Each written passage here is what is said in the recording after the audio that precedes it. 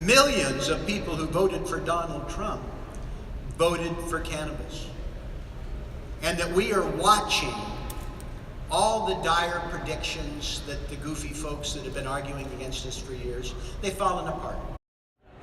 It's a roller coaster. Yeah. So I've been doing this for a long time, not only recreational but medical. And we know that, October, November, December, and January, there's always going to be an influx because of the outdoor weed.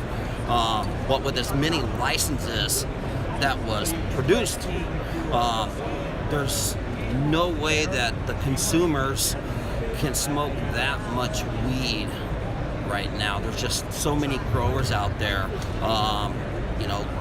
putting out a bunch of good product, and just the supply is way outweighed the demand, and it affects us by our price is what it does. And when we lower our price because we have to get rid of our cannabis, us as indoor growers take the biggest hit because we're the ones that has to pay the $15,000 a month electric bills, and we're the ones that has to pay all the employees to do all the stuff on the inside, versus the outdoor growers, it doesn't affect them as much because they don't have that giant overhead. And then the other big thing that people need to focus on is realizing that you can't sell 100% of your outdoor flower in November and December. I know that a lot of farmers want to sell it when it's fresh, but we really need to focus on getting a consistent supply into the market, stabilizing the supply side so that the price can stay flatter throughout the year.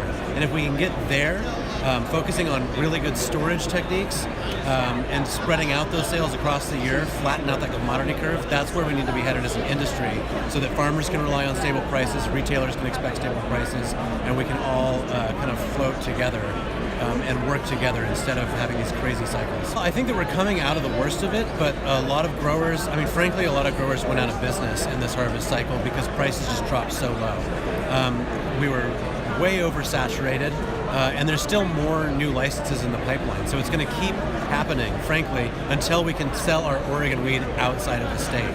And I think that federal prohibition is coming to an end, and the sooner the better, because frankly, Southern Oregon grows enough weed, enough outdoor weed to supply 10% of national consumption, and way more than enough to supply just Oregon's consumption. So the sooner federal prohibition ends and we can move our products to other states where they can't grow outdoor weed, the better off we're all going to be.